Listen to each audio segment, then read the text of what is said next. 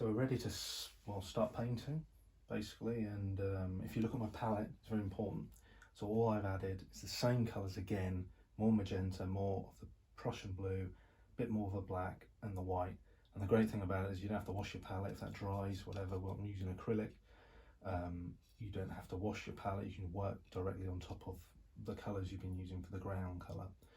Like I said, we're doing a kind of a monochrome, well, not really monochrome, it's more analogous. So basically we're using a couple of colours on the same side of the colour wheel, so they balance out. So it's more of an elegant, more of a classy kind of style of painting. All the colours relate, as opposed to more dynamic painting like contemporary colours and things. We'll probably do another time. But to keep things simple, we're just going to keep to similar colours like more blues, greys, pinks, going down that purple end of the colour wheel. So what I'm going to do, and what I'd like you to do at the same stage, is just start mixing a darker colour.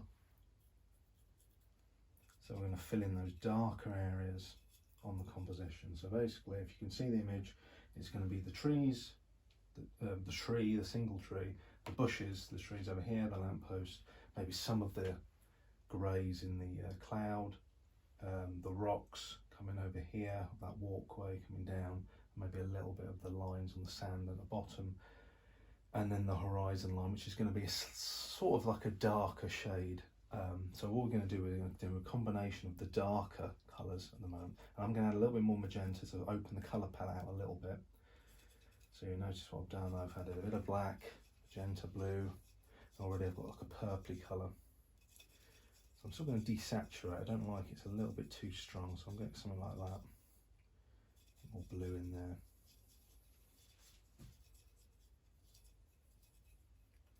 I've got a round-headed brush where you could use possibly a flat head if you feel more confident doing straight horizontal lines with a flat head. That's absolutely fine. So this is a good colour to use maybe for some of the darker shades. On the rocks, for example, I'm going to go in here and just get some of those darker shades coming on the rocks there. And notice the way I'm painting, similar to a previous video I've uploaded where I was painting the trees, I'm dabbing, almost like an impressionistic style, to not give like a vivid line away, because if you really look at that bank, it's not a vivid line, there's a shadow under there.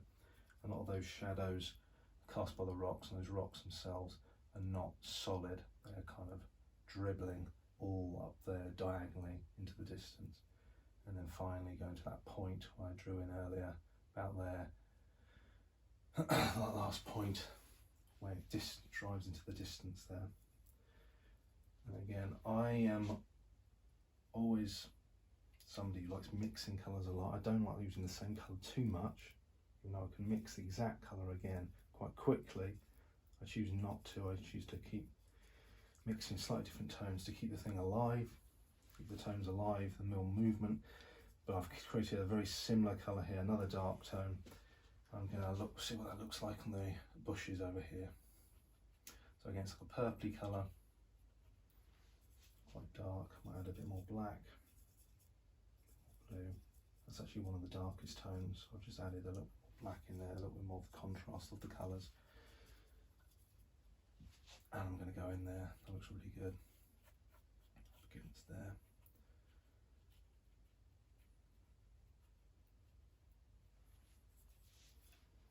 And I'm going to do sky and things like that later.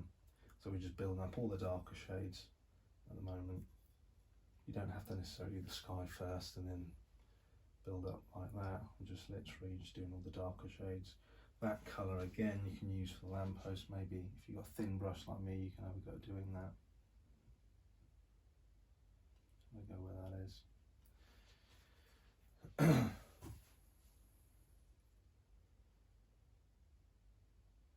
I'm probably getting some lighter shades of the sky.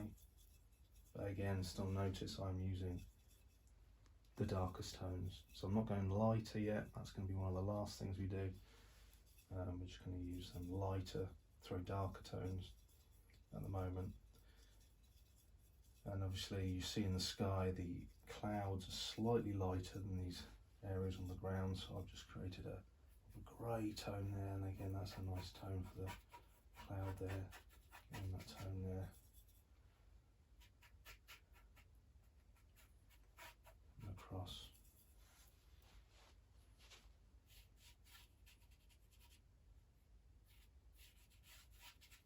If you squint your eyes, it's actually easier when you look at a photograph or look at a scene. You squint your eyes and you can actually see the darkest tones first.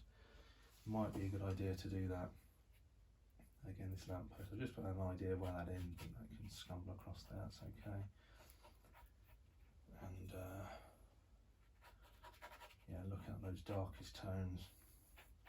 And that's working nicely with the original blue tone, which we added earlier on as the ground. So that's going right down to the horizon there, coming up. Maybe some lines in the distance there.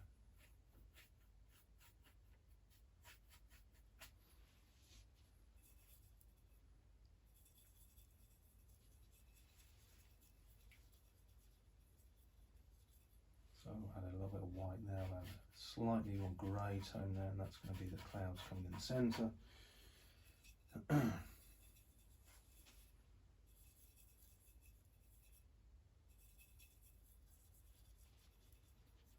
it's really important you limit your palette down to just these essential colours: the Prussian blue, magenta, white and black. That's all you need to create this. And again, at the moment, creating a lot of those darker or slightly more grey tones, because we're going into the greys of the cloud to start with. And then as we come to those later stages of the painting, we'll start putting in more colours, the intense colours coming into the foreground, maybe coming down here on the sand, brightening that up, and obviously the water's going to be really crisp and contrasting as well. So let's come around here.